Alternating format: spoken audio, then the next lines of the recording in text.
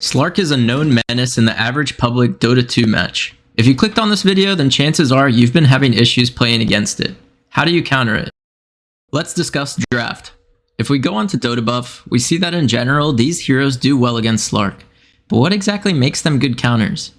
If we think about how Slark likes to play during a game, he usually likes to beta disable and dispel it with Dark Pact, use his ultimate to become untargetable, which allows him to get more right clicks off, and then he likes to disengage for a bit, possibly hiding to heal back up through his innate passive. That means he has a weakness to undispellable disables, AoE damage and control, and also vision or long range catch spells. Some of these heroes now start to make more sense as counters. Disruptor can guarantee a catch with glimpse and AoE control. Techies has tons of AoE burst damage spells. Grimstroke has a silence that cannot be disabled by Dark Pact. Mars has a spear and arena to catch Slark even in his ultimate or shard. And Leshrac has lots of AoE damage and control. You get the idea. Let's move on to laning. The laning stage is the worst stage of the game for Slark, so if you let him get away with a free lane, then you can expect to be in trouble later. You'll find him in the safe lane most of the time because he's desperate for a babysitter. Here are some tips. Do not trade right clicks. This fishman will own you in a right click war. Slark has very bad spells for trading, so just use some mana, click him once, and run away. Keep your engagements short and sweet. Invest in move speed. Safe lane bullies like Slark ramp up in power the more right clicks they get off. Buy boots and defensively aggro the creep wave. Apply as much pressure as possible before he hits level 6.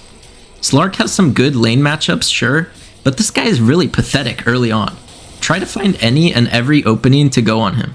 Gang up on him when his support leaves the pole, ask for a gank from your mid laner, or even dive him when you have a large creep wave. Your goal is to give him as much psychological trauma before he hits level 6 and essentially can leave with his infinite regen and jungle. Mid-game. Because of his passive, it'll be very rare for you to find Slark at low HP, so you'll need to be prepared to burst him from 100 to 0. Usually this means you will need to itemize accordingly or coordinate with your team to all-in him with your spells. Two important things to mention. 1. Slark's passive regen and move speed will turn off if he's spotted by an enemy. This means if he's just walking around and it turns off, he will know that he's walking under one of your wards. Good Slark players will play around this and carry sentries to deward or ping the wards out for their team. The best wards against Slark are those you can easily defend. 2. Nighttime is Slark's most powerful time.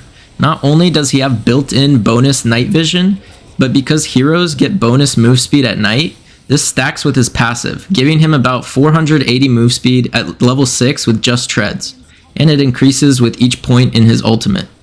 This is extremely important because if you're trying to gank him at night without a ward, then he'll see you before you see him, and your smoke will even pop before you see him, giving him a chance to simply run away. Highground. I'll keep this section short. Highgrounding against Slark is not that hard. This hero is not that great at attacking or defending the high ground. Just avoid showing your squishy supports and be prepared for any flanks.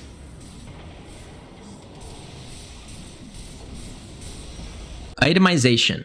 This is a very important note. Force Staff used to be an amazing item against Slark, but as of patch 7.36a, Force Staff no longer works on leashed units, so you can't use it to get out of pounce. That being said, there are a few categories of items that can help you deal with Slark. Instant disables that can prevent him from using Dark Pact or Shadow Dance. You can think of an early Orchid as being a good solution, but Hex is a solid choice for late game. Kiting items like Ghost Scepter or Glimmer can also be good options for surviving against Slark.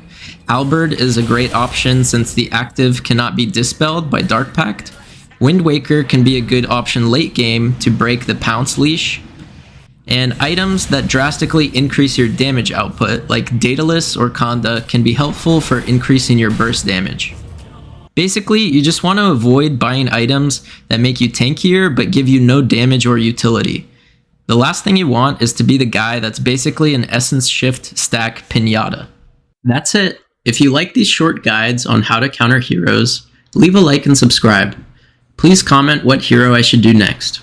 Also, I stream during the week in the evenings, so stop by and say hi. See you guys next week for another video. Peace. How's the view from up there?